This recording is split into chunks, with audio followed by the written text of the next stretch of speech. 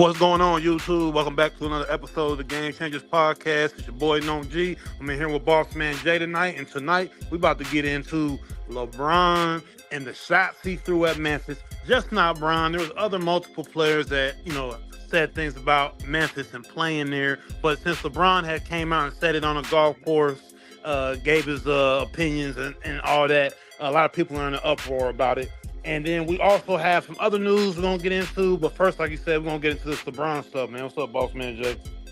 What's good? Hey, LeBron. I'm not from Tennessee. We're from Mississippi, but we're right there in the Memphis area. You got to lay off Memphis, man. Because I saw a lot of people, and we're going to get into it, too, because I saw a lot of Memphis reactions to LeBron, and a lot of people were saying how they were fans of LeBron. And now that he said these comments, he kind of alienated a lot of different people. And he brought up the fact that it was Milwaukee also, but, you're alienating people in Milwaukee as well as, where you're from, Cleveland. So, yeah, just a bad look for LeBron if you're trying to be the face and go out as a, all-time great and, beloved player, man. You gotta chill on some of that shit sometimes.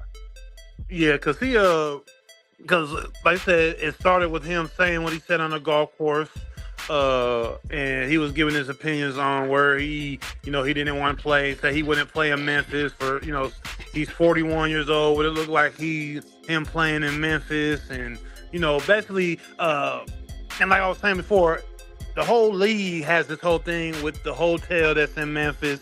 It's right across the street from the Grizzlies arena. And people say that, the rooms are dirty, it's not clean, and this, that. It was more so, I feel like, the hotel. But Memphis has its its stigma because of the crime and what goes on there and people not feeling safe or whatnot.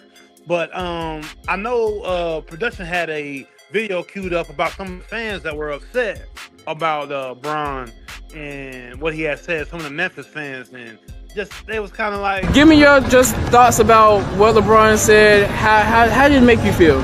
I'm really shocked. In my opinion, LeBron should keep his opinion to himself. LeBron may be the king of LA, but he's not the king of Memphis. I hate LeBron James after that. Okay, bro. So, this cannot be talking, bro. I used to love LeBron James until yesterday. I don't see what he finds a problem with Memphis. He don't come from no better than Memphis, and he needs to keep his mouth shut and stay at home. LeBron James, how you gonna talk about what city you want to go to or don't want to go to when you're from Cleveland? Memphis is way better than Cleveland at any point at any time. He can go home to his $1 billion mansion or whatever he wants, but no, it's not Memphis. And Cleveland, Akron, yeah, it's not Memphis. Maybe he was good in his prime, but can we get this unk into retirement now? We need to get him out. I am not from Memphis. However, this city's been lovely to me. I've loved it a lot. I was here on a Thursday. It was great. So I don't know what he's talking about. LeBron, you straight hater, man. This ain't got nothing to do with you. You in LA, you done traded teams 3 times. You need to calm down and retire. It's not about where you want to play it. Everybody got their own support for their city. Thank you. That's why MJ's the GOAT. What she say? Cleveland. So there you have it. Memphis reacts. Memphis reacting to LeBron and his comments about Memphis. And, of course, there's good and bad things about all cities, man. Let's just be real. But I think it was a bit of a blow to LeBron. I mean, a bit of a blow to Memphis because LeBron, being one of the biggest sports stars and one of the biggest black sports stars, talking about a predominantly black city, you know what I'm saying? It was kind of like I saw that in the comments. Yeah, well. and I mean, and he knows it. That's why when that conversation on the golf course went viral and he was asked about it, I believe it was after yesterday's game or whatnot, and he said, "Well, because I don't like black people." Like, why are you sounding that like you ain't a black man yourself? Like, I don't understand like the like feeling like he had to be angry about what people have said, like you said, boss man, like it's a predominantly black town. Of course people gonna be upset because you're a black man, you're a representation of us, and you come from a city that is essentially just like Memphis, Akron, Ohio. Like it's you from the hood, you from the same circumstances, you come from that same environment. But yes, we know that you've been rich 25 years now, and you don't connect yourself with those environments except through maybe playing rap music. But still, it's like, read the room a little bit, man. Like, you are going out on, you want to go out into the sunset, with your head, held high. And I'm not saying you got to be a perfect star and all that, but once again, he probably did lose a lot of fans, a lot of people that loved him. I bet LeBron got a lot of people that came to the arena, went to those Memphis games when LeBron come in town just to watch LeBron, like every other city. People go and are LeBron fans that can't wait for LeBron to come to their city so they can come and watch him play. And then he say something like that. It's just like, damn. And but like you said earlier, when they asked him about it after, I think it was practice the other day, and he said, I'm 41 years old and there's two cities I don't like playing in right now, and that's Milwaukee and that's Memphis. And he was saying that, there's nothing else about it. But with those two cities specifically, you know what I'm saying, it kind of gives off like elitist, It's like, dang, bro, every city's not going to be LA. Every city's not going to be New York. And yes, these cities do have problems, but it stings a little bit more when you got the biggest black sports athlete in America kind of dissing your town. So now you give all of those people somebody to hate. Now we can all galvanize against, the fact that, oh, you're Hollywood and we're going to stand up for our town. Yeah. And it's like, come on, Brian, you come from that. Yes, you're a good 25 years removed from that, from living in those environments and all of that. But you still can go back in your memory bank and you know what it is to come from them areas. And I'm not saying, and LeBron, the thing is, LeBron's never prided himself on being, being street or anything like that. LeBron's always pretty much been, I'm a basketball player and a businessman. I'm pretty sure that's, how LeBron's always really his image. He's always felt like his image should be. So him distance himself from anything that of those sorts, of anything that he thinks isn't like, where he thinks is a good thing, I should say. I don't think he has a problem doing that, which he, and that's why he said the things he said. But it's kind of like, come on, man, like, read the room, Brian. You ain't that, like, that was gonna go viral when you said that, And yes, other players in the NBA feel that way, and a lot of people in the NBA feel that way about Memphis. But guess what? They not LeBron. A lot of these guys are either retired players saying that, and if they are active players, they're not gonna catch the flack that you know what I mean? So yeah. How people have taken those comments. What do you mean taking? People have been upset about the fact that Memphis was looked at as a team that, a lot of black people in Memphis, right, compared to like Nashville, for example. So did I say I don't like black people? No, I didn't say that. But there were people who were wondering why Memphis was targeted. Like Milwaukee was too. Did they miss that one too? They didn't see that? Not as much commentary. Oh, yeah, okay. I said Milwaukee as well. Yeah. 41 years old. There's two cities I do not like playing in right now. And that's Milwaukee and that's Memphis. What is the problem? I don't like going home either. Shit, and I'm from there. What is people? People are ridiculous. I also get mad at my son being on the team too. So what are we talking about? People need to figure out other ways to put their energy to other things that's important. Like seriously, I'm not talking about the city, like the people in Memphis. Like, I don't like staying at the Hyatt Center. What's wrong with that? What's wrong with that? Nothing. What are we talking about? What are we talking about? People need to chill the hell out.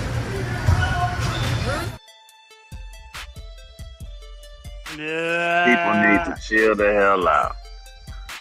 Yeah, it kind of reminded me when Bron said, I forget what finals he lost, and he said he took the shot at the people. He said, well, you're gonna wake up tomorrow and you're gonna wake up who you are, and I'm gonna wake up tomorrow and I'm gonna be who I am. It kind of come off like when he said that. If you remember, I forget what. Yeah, you got to go back to your miserable life, or you got to go back to your life. Yeah, it kind of come off like that a little bit. I don't know. Is that the loss against? I think it was either against the Spurs or the Mavericks. The Mavs, I think. Yeah, it was the Mavs series. Yeah, that Mavs series. I know he played the Spurs twice in the finals, but yeah, it was that Mavs finals. I believe that he said that, and that's kind of how it comes off. Like, I get it. You always got to defend yourself. You always got the media in your face asking you questions for 20 plus years. But once again, I felt like you just got overly offended when you're bringing up Bronny.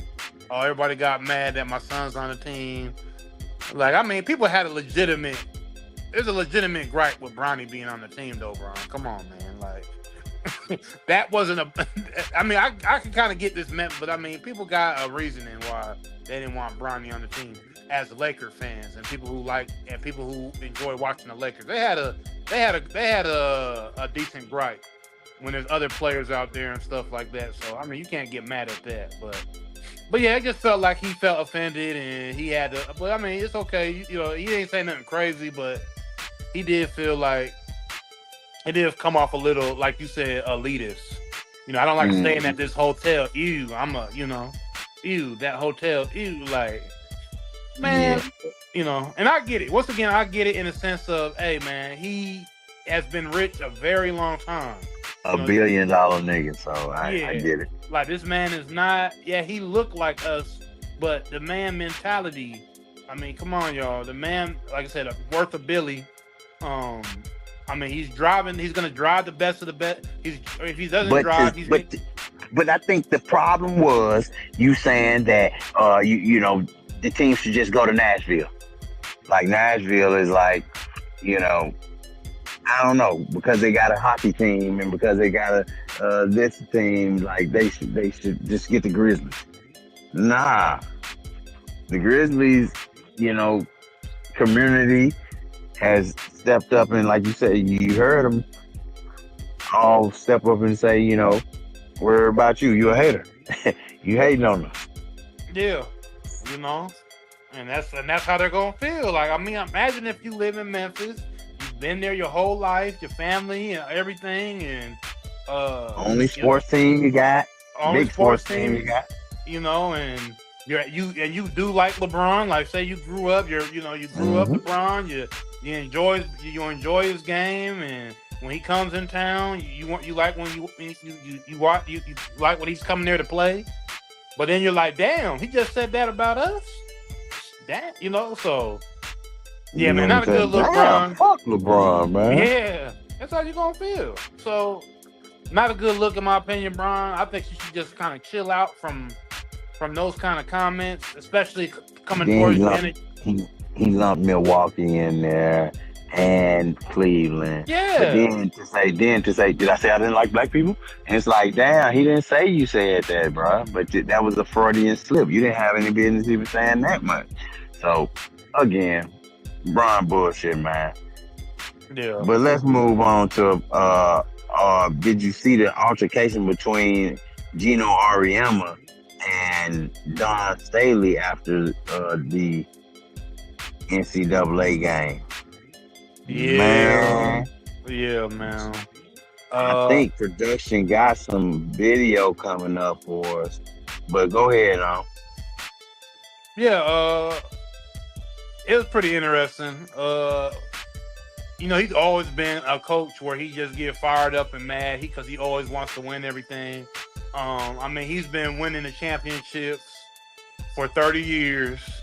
Him and Pat Summitt used to go back and forth when, I was growing up, and that was kind of the highlight of women's college basketball or women's basketball period until the the WNBA, I think, was the first year he won his NCAA. His first NCAA championship is the first year of the WNBA in '95. So, I mean, Gino Auriemma is basically women's basketball royalty in the sense of he's one of the pioneers to build up the sport, and he's had pretty much all the legendary female players. Yeah, but watch the audacity. The audacity. Still, I don't give a damn about all that. Yeah.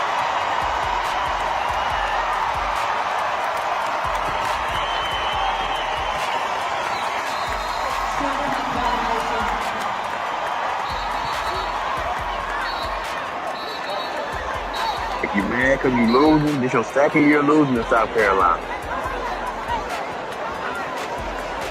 And your emotions boiled over. Don Staley said, I'll beat your ass. Yeah.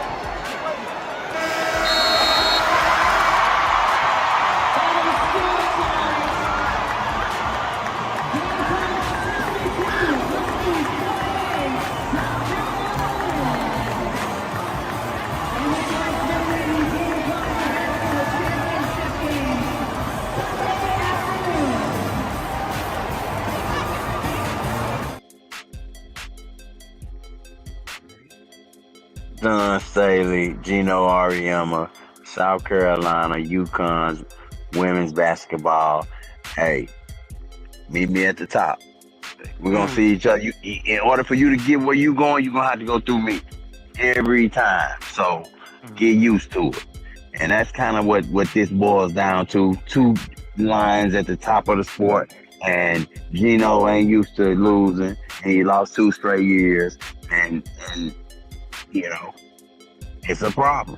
So his emotions boiled over. But again, I heard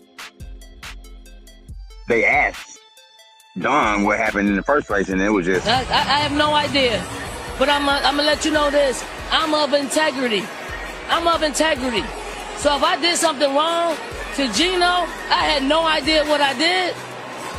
I guess he thought I didn't shake his hand at the beginning of the game. I didn't know. I went down there pregame, shook everybody on his staff's hand. I don't know what he came with after the game, but hey, sometimes things get heated. We move on. Hey, sometimes you gotta, in order to make an omelet, you gotta crack a couple of eggs sometimes, you know? Yeah. So I mean, but go ahead. Yeah, dude just wanted to once again, he's used to winning. He's been winning for 30 years, and he's just, you know, hey man, it's time for you to head out. I mean, there's new sheriff. Or step your game up, because you had the best players in women's basketball history. So, you know, for a long time.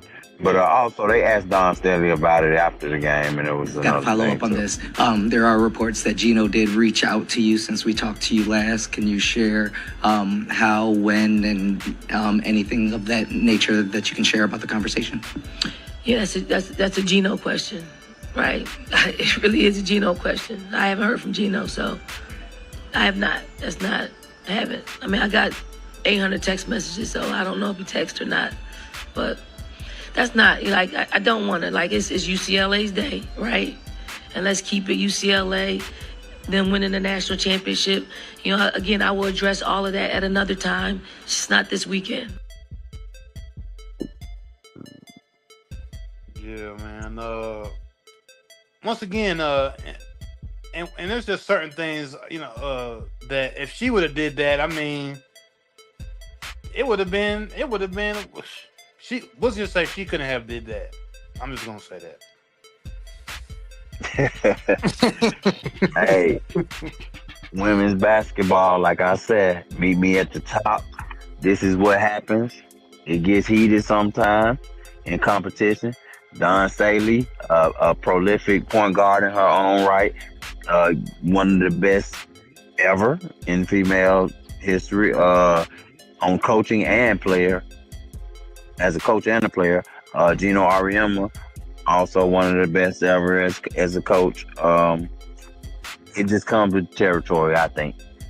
It's just one of those things. But Gino did apologize afterwards, and he said there's no excuse for how I handled the end of the game versus South Carolina. It is unlike what I do and what our standard is here at Connecticut.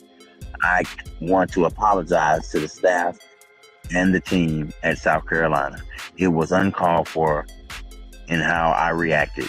The story should be how well South Carolina played, and I don't want my actions to detract from that. I've had a great relationship with their staff, and I sincerely want to apologize to them. Not Don Staley specifically, but to their staff. Well, I will say that you probably didn't do that on your own terms. Gino Auriemma ain't the type of guy. Somebody made Gino do that? Somebody made Gino say that? Yeah, UConn athletic department stepped in and told him that he needed to, he needed to have a public apology response or something, and his people typed something up or something, and they put it out there. That dude ain't apologizing for real. Like, he always think he got that personality where he always right. So dude ain't do that on his own at all. Like, I'm sorry, his ego was just way too big out there for me to think that he did it on his own. And age don't have nothing to do with it. I think he's 72. Like, still, yeah. Well, Don Staley said, I beat Gino ass. Yeah, she was ready. Yeah, she was ready to ready to lay his ass out and put him on the ground, man. And I believe she would have if she would have uppercutted his old ass and laid him on the ground, let him feel it. Oh man. But next story we got coming up was the backlash or the controversial ad with Nike. Did you see? And I don't even put the whole ad up per se, but I just saw the image of this you see on your screen right there. Yeah. So social media was ablaze, of course. There was a couple of different things said, a couple of different interesting takes on this that I wanted to get to, and I just wanted to see what you had to say about that. No. Yeah, and obviously the backlash from it, literally the backlash, and I see the issue. Black people were slaves in this country, and they were whipped when they wanted them to do things or whatever, or keep them obedient. They will whoop them. And there is this iconic picture of the man with all the scars on his back. The welts, and we know what the body does when you get whipped like that. Your body welts. So are you telling me that Nike is a slave running business, and if you want to get down, you got to do what we say, and then when we put you and get you right, you get these Nike welts on your back? Because that's how I'm gonna take it, because hey, we got a perfect example of that. Kyrie Irving. During COVID, Kyrie Irving didn't want to take the shot in Brooklyn. And then obviously he got into some things with all of that. But I'm pretty sure he got dropped from Nike around that time. With all that going on. And he ended up trying to come out with his own shoe and all of that, this, that, and the third, and a lot of people forget about it. So, you could literally put Kyrie Irving right there. Like, I'm pretty sure they maybe, I don't have any information on this, but I'm pretty sure they probably were trying to tell him to get right and do what you're supposed to do so you can keep your contract. If not, we're going to drop you. So, even these guys that are all the way up here at the top of the world and they have all this money and all this, they are a slave to these brands. I know different people have different takes on what this means and all of that, but I'm gonna look at it straight for what it is. I mean, these athletes that are predominantly black in these sports leagues who get these shoe contracts and make these shoes popular are black men. So I mean, what are you trying to tell me with this picture? And it's not like is that cringeworthy? That should be cringeworthy. Yeah. When you see Yeah, that. like what are you telling me? And see, this is the thing. Nike knows this as well. Us as a community, 13% in the United States, we're not as strong as a people when it comes to moving the needle when it comes to things politically. Now we can put our money back in our pocket. That's where we hit them as a people.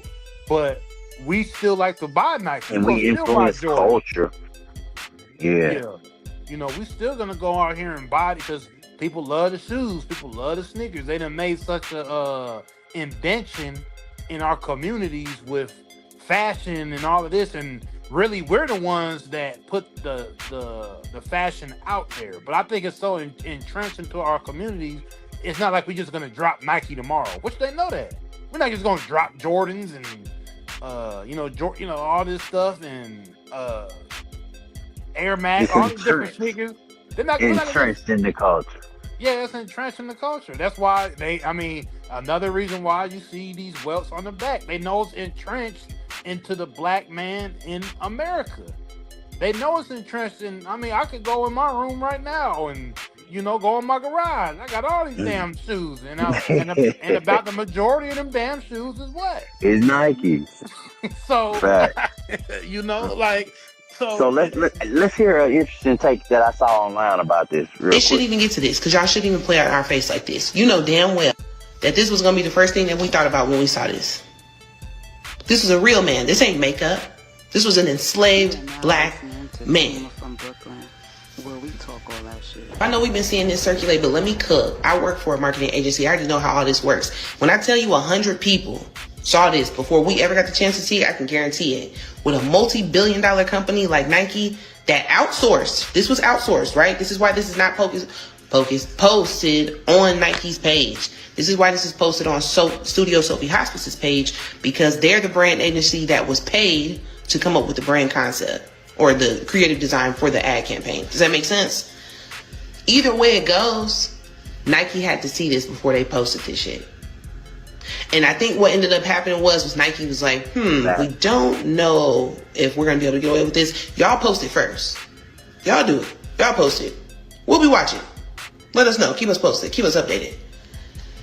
This is bullshit. And see, some of y'all are the people that Harriet Tubman would have never been able to save. Some of y'all are going to be cool with this. Some of y'all are still going to wear Nikes.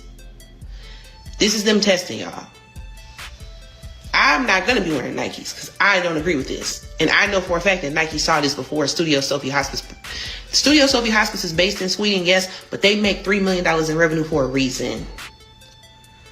Nike had to cut a check for them to play around with this concept. They're not doing that shit for free. They don't have to. They got enough clientele now to where they busy. They got work to do. I need a statement from Nike about this. I don't know about y'all, but I need to hear from Nike as to why they thought this was even okay. If they throw Studio Sophie Hospice under the bus, I don't even care. Point is, y'all need to say something. I know y'all know we mad about this. I've seen 2 videos about it already on my timeline. This is bullshit. But see, this is what I'm talking about when I talk about anti-racism. This is what I'm talking about when I talk about anti-racism. You sat in rooms. I guarantee the person who made the decision to say, yeah, we love this ad campaign wasn't black. But the people who are non-black are sitting in rooms thinking that this shit is okay. Instead of speaking up and saying, hey, too far, not gonna do it, not gonna be able to do it. That's my issue. Y'all don't do that enough. And then we have stuff like this, where we have to advocate for ourselves and do a whole boycott.